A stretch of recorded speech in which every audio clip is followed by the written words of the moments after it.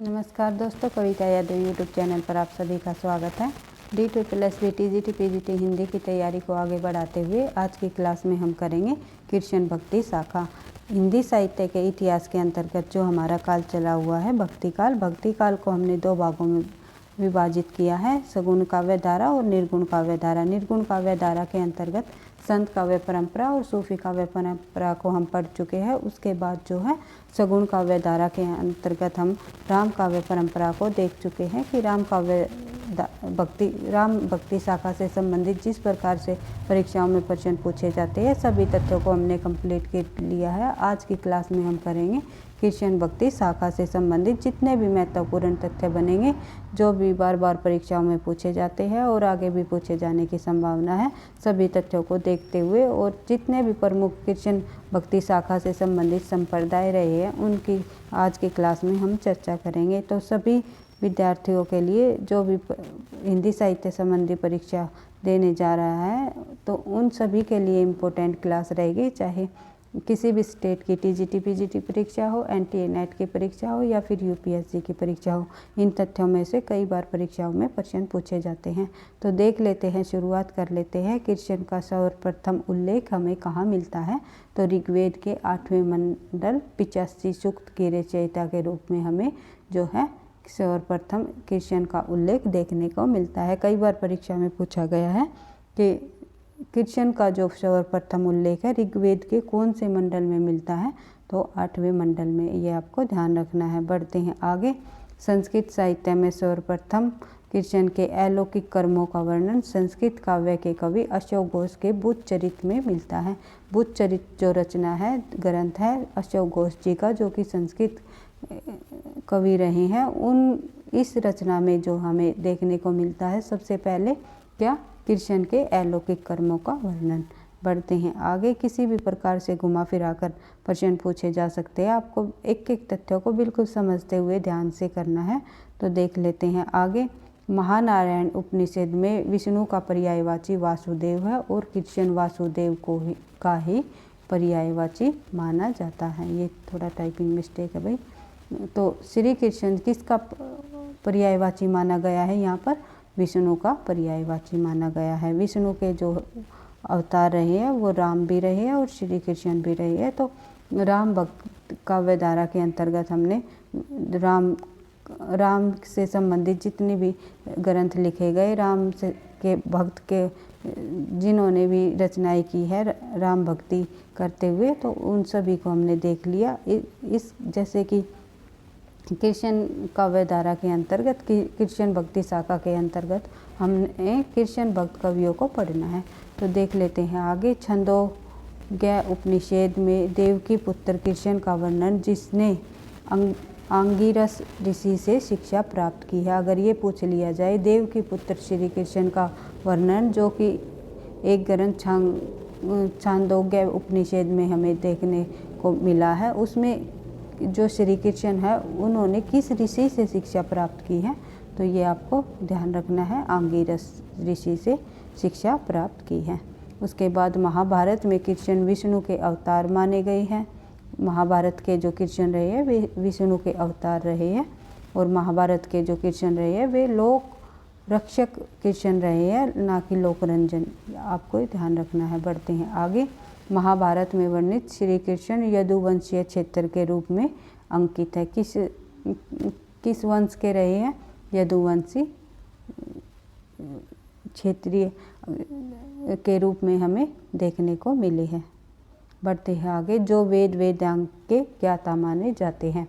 राधा का सर्वप्रथम वर्णन हाल की प्राकृत रचना गाथा सतसई और गाथा सप्तशती में हुआ, जो प्रथम शताब्दी की रचना है। प्रथम शताब्दी की एक रचना है जो कि हाल, ये कवि का नाम है भाई यहाँ पर, हाल कवि की जो रचना है जो कि प्राकृत भाषा में लिखी गई।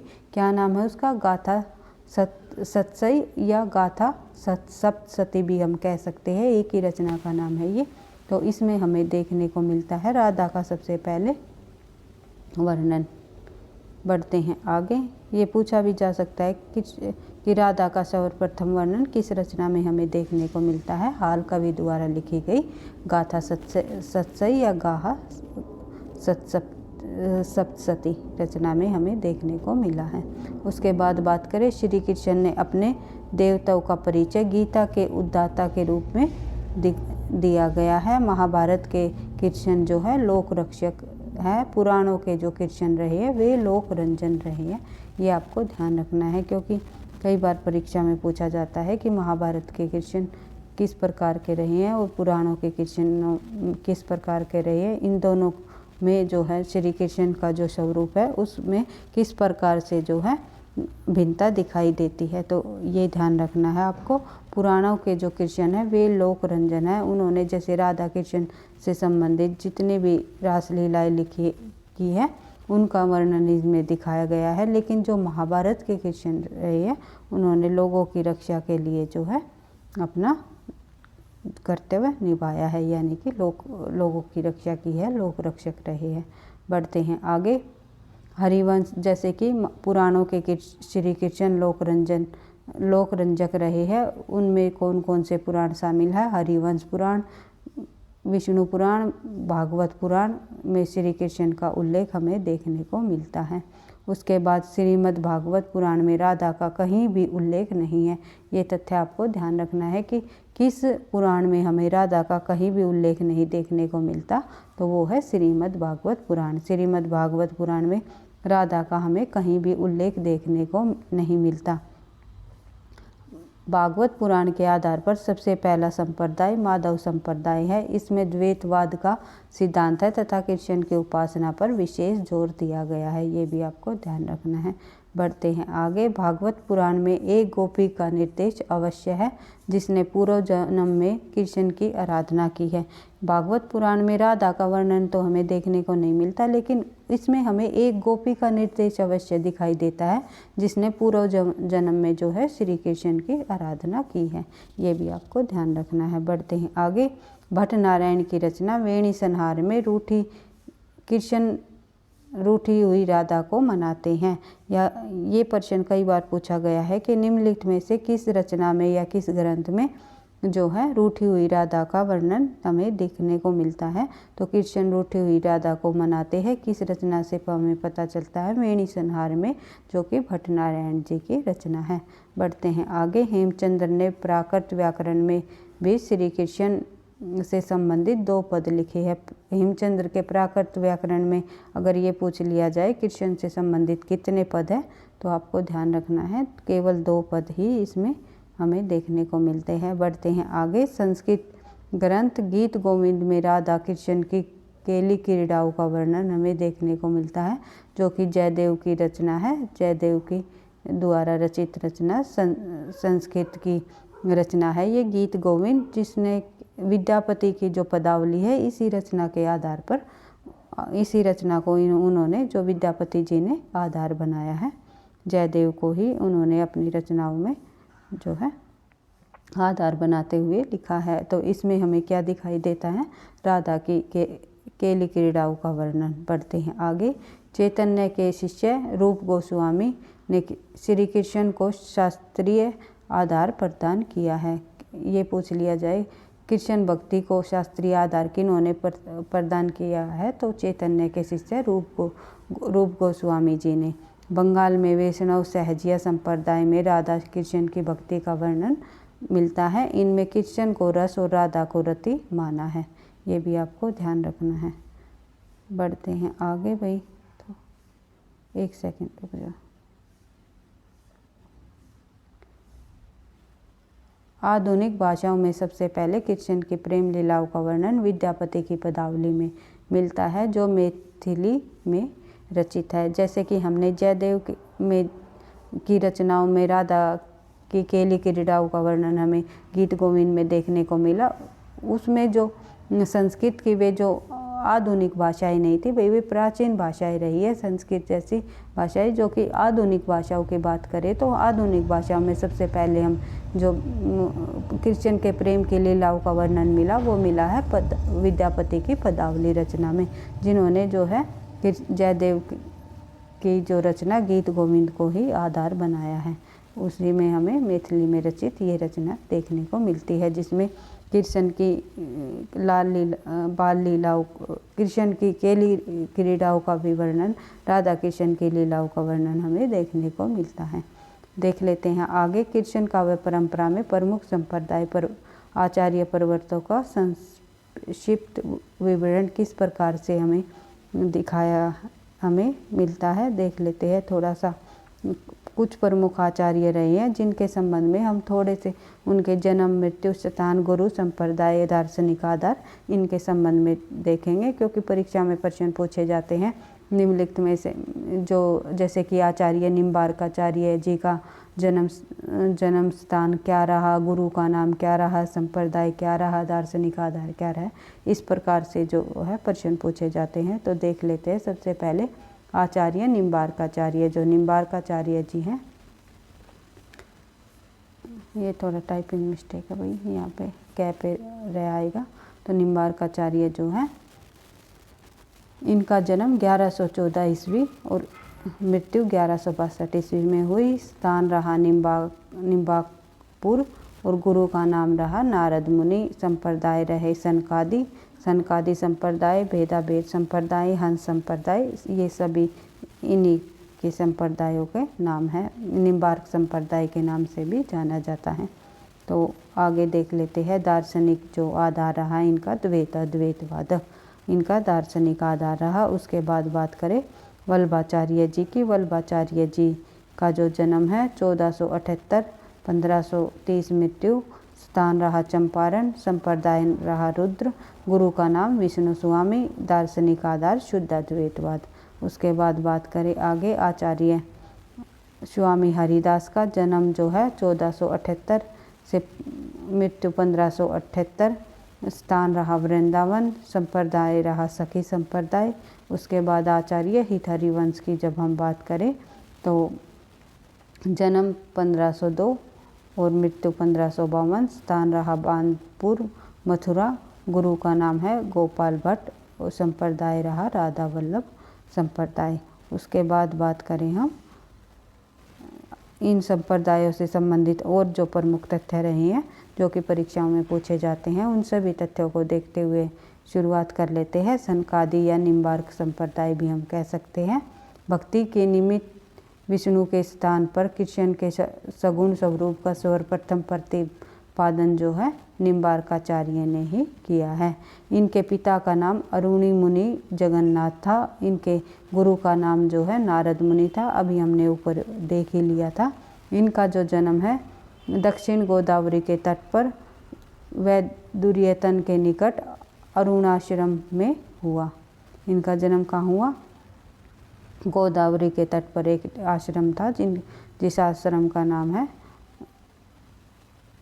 अरुणाश्रम। वहाँ पर इनका जन्म हुआ। उसके बाद देख लेते हैं नारद मुनि ने इनको कृष्ण उपासना का उपदेश दिया। नारद गुरु सनकादि थे, इसीलिए इनका जो संप्रदाय है सनकादि कहलाए।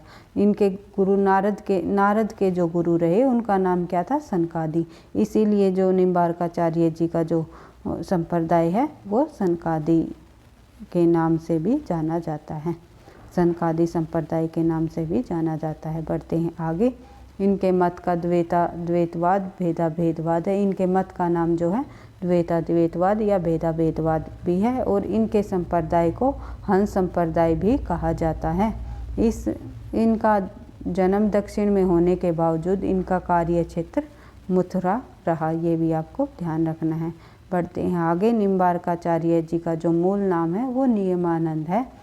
नियमानंद था, जिसमें निम्बार्क का अर्थ है नीम पर सूर्य के दर्शन करने वाला। इसके संबंध में एक जो है कथा भी प्रचलित है, किस प्रकार से उनका नाम जो है निम्बार्काचार्य पड़ा, तो उसके संबंध में ये कथा भी हम समझ लेते हैं किस प्रकार से उन्हें निम्बार्काचार्य कहा गया।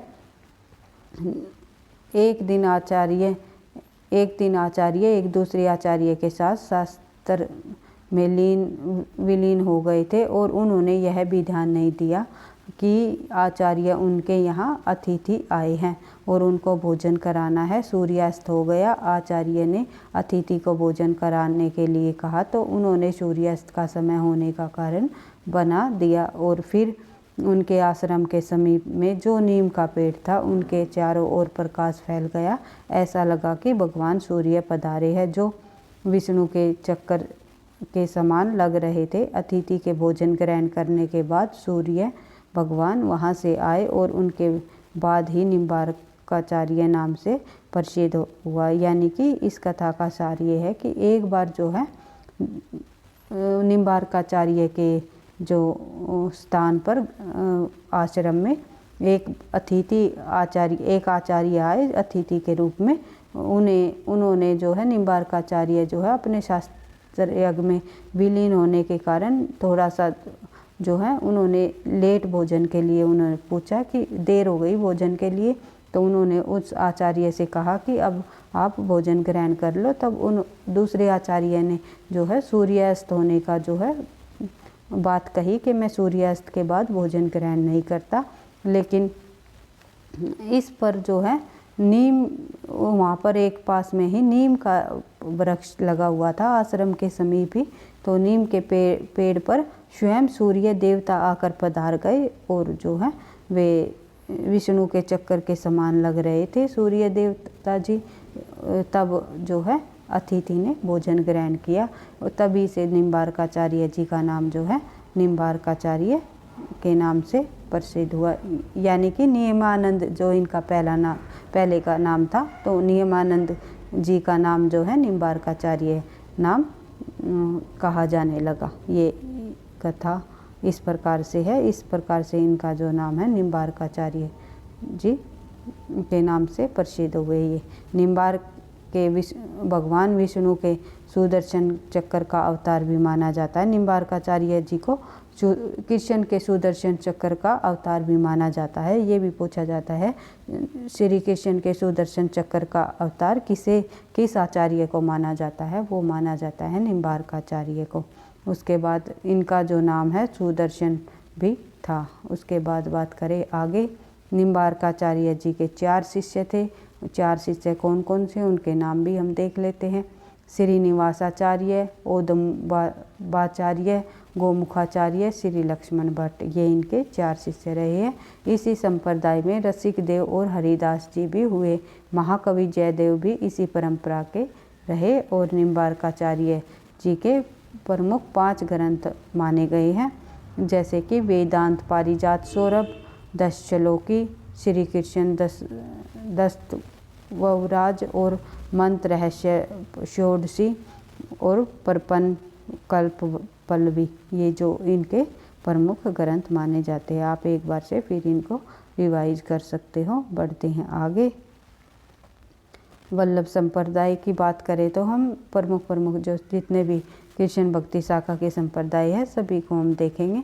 तो वल्लभ संप्रदाय में की बात करें तो सबसे पहले जब वल्लभाचार्य जी के गुरु का नाम देखें तो विष्णु स्वामी रहा है, फिर विट्ठलनाथ के गुरु वल्लभाचार्य जी रहे हैं, फिर गोकुलनाथ के गुरु विट्ठलनाथ रहे हैं। इसी प्रकार से ये शिष्य परंपरा आगे बढ़ती रही। तो वल्लभ संप्रदाय के जो प्रवर्तक माने गए हैं वे वल्लभाचार्य जी को माना गया है। तो वल्लभाचार्य जी सिकंदर लोदी व बाबर के समकालीन थे। जन्म इनका 1478 चंपारण में हुआ। इनके पूर्वज जो है भारद्वाज के पुत्र माने जाते हैं। पिता इनका लक्ष्मण भट्ट, माता का नाम यलमागरु, इनका माता का नाम रहा यलमागरु और पत्नी का नाम मधुमंगल। मृत्यु हुई इनकी 1530 में और भक्ति रही इनकी पुष्टि मार्गी भक्ति को, जैसे कि सूरदास जी ने भी आगे चल के पुष्टि मार्गी भक्ति को ही अपनाया। इन्होंने पुष्टि मार्गी भक्ति को जो है अपनाया था। 2 पुत्र रहे इनके, गोपीनाथ और विट्ठलनाथ।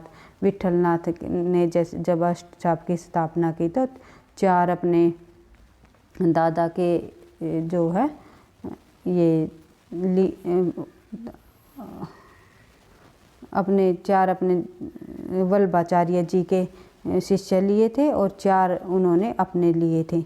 वल्लभाचार्य के 84 शिष्यों में से 4 जो प्रमुख शिष्य रहे थे वे शामिल किए थे अष्टचाप के कवियों में और 4 उन्होंने 252 शिष्य इनके जो रहे थे वे शामिल किए थे। तो इसी प्रकार से जो 8 कवि प्रसिद्ध हुए अष्टछाप में, तो विठलनाथ ने ही 1565 ईस्वी में अष्टछाप की स्थापना भी की थी। ये भी आपको ध्यान रखना है। बढ़ते हैं आगे। 13 वर्ष की आयु में ही ये काफ़ी प्रसिद्ध हो गए थे। कौन? वल्लभाचार्य जी।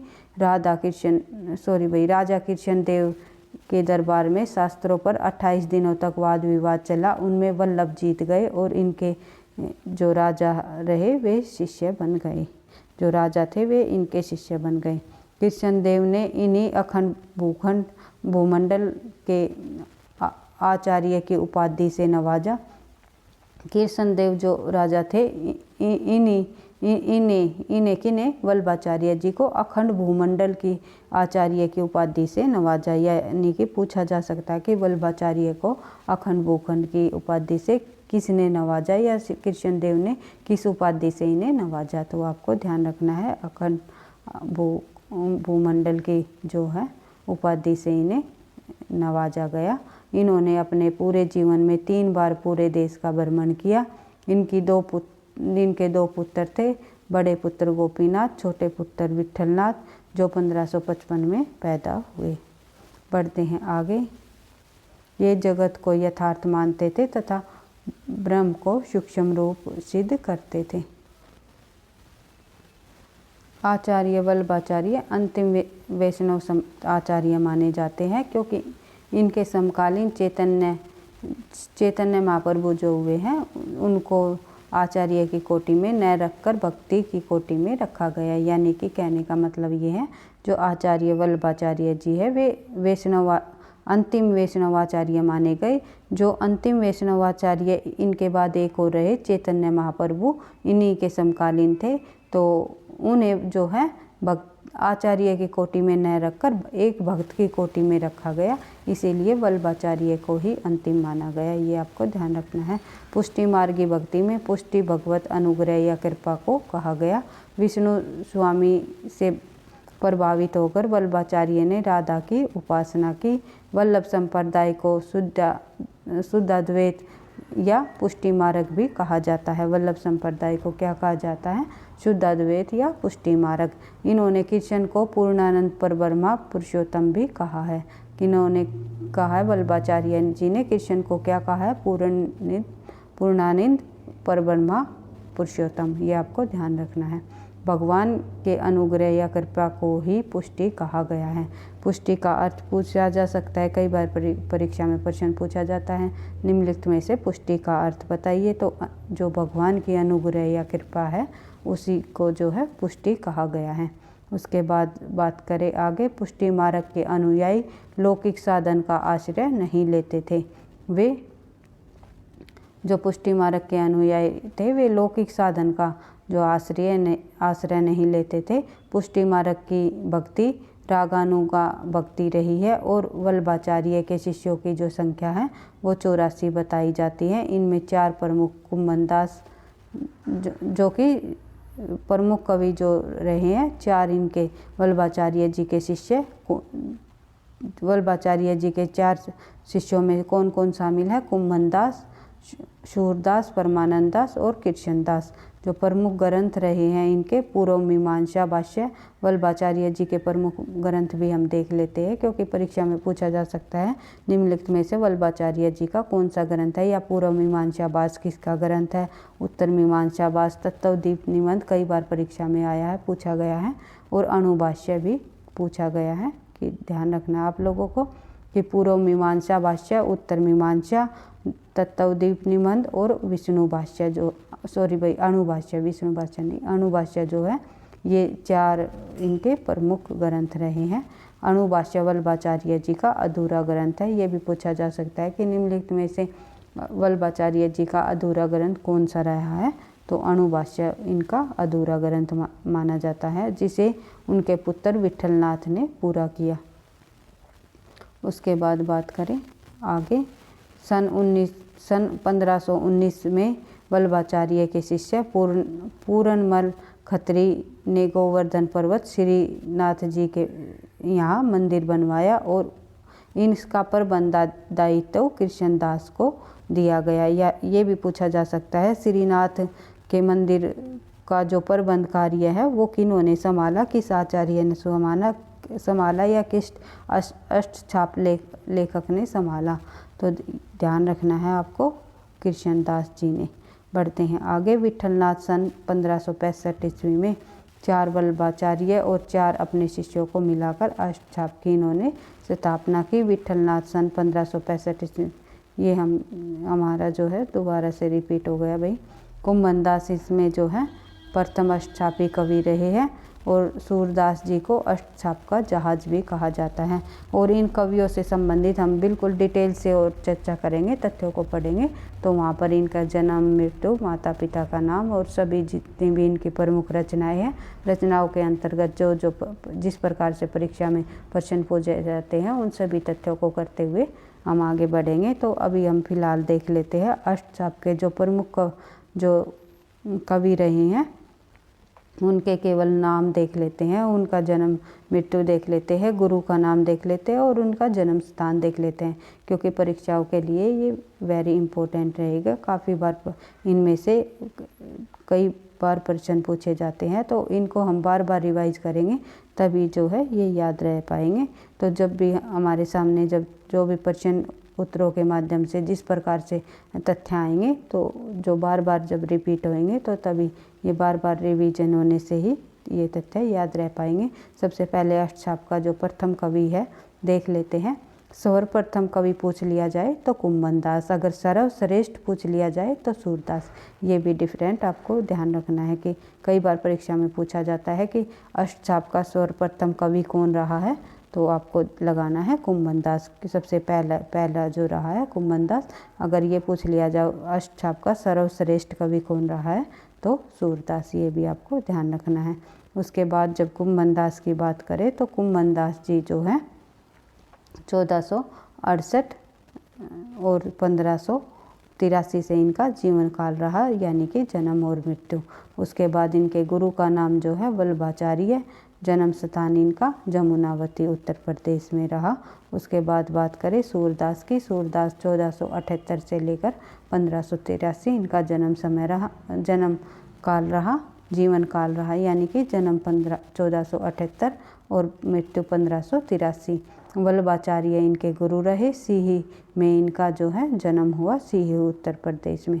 इनके जन्म पर भी जो अलग अलग विद्वानों के अलग अलग मत है, वो हम बिल्कुल जब सूरदास के संबंध में डिटेल से चर्चा करेंगे तो देखेंगे। तो परमानंद दास की बात करें तो 1550 विक्रमी संवत है भाई ये।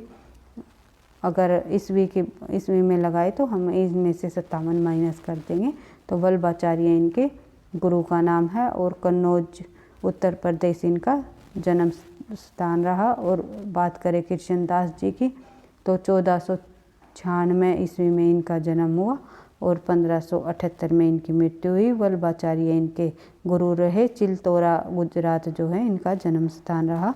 गोविंद स्वामी की बात करें तो 1505 ईस्वी में जन्म, 1585 में मृत्यु। विठलनाथ इनके जो है गुरु, आंतरी राजस्थान में इनका जन्म हुआ, यानी जन्म स्थान कहाँ रहा, आंतरी राजस्थान। चित स्वामी, ये बीच में से आएगा तो ये थोड़ा टाइपिंग मिस्टेक है, चित स्वामी है ये। तो 1515 से लेकर 1585 इसका जीवन काल रहा।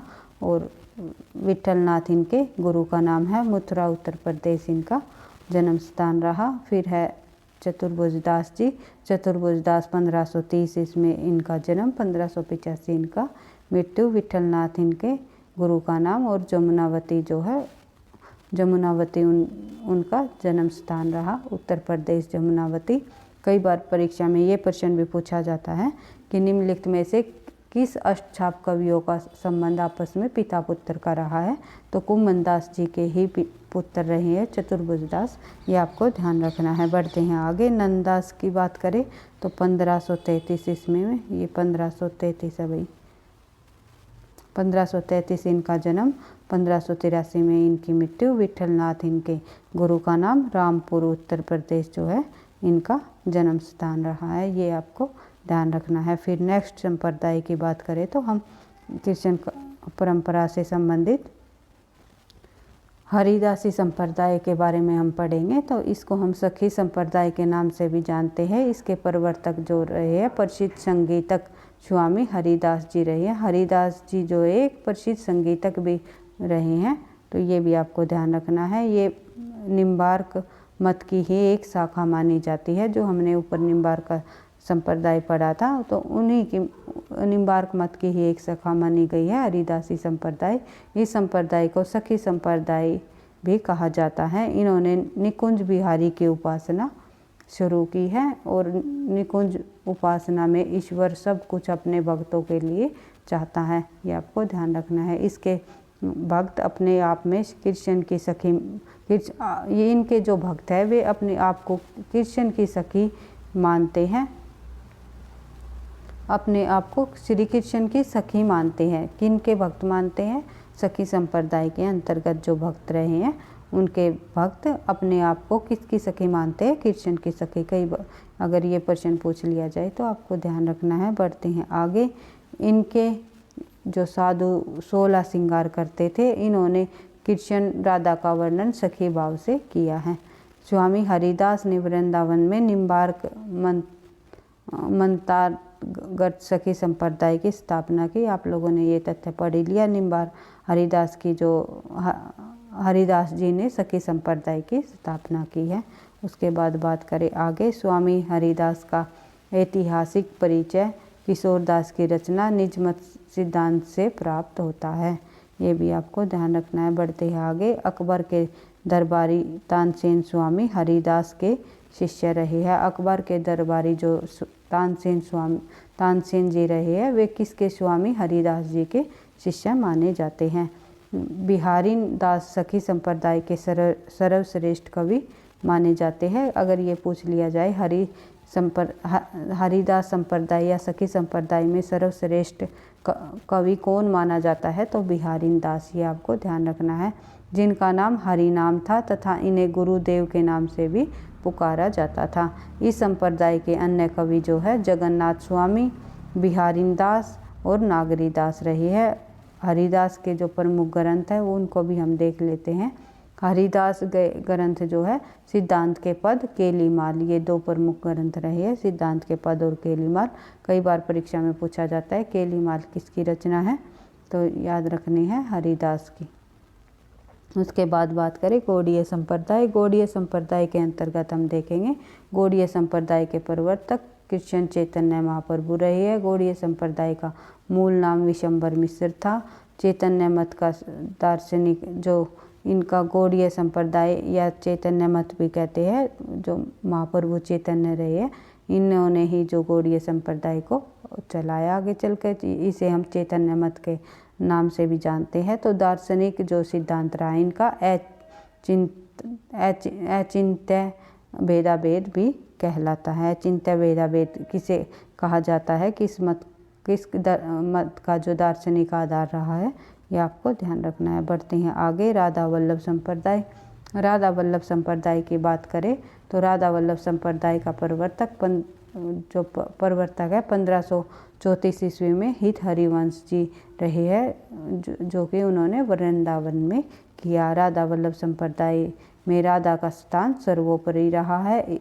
ये पूछा जाता है कि किस संप्रदाय में राधा का स्थान सर्वोपरि माना जाता है, तो राधा वल्लभ संप्रदाय में। इस संप्रदाय में प्रेम को भक्ति का मूल माना जाता है।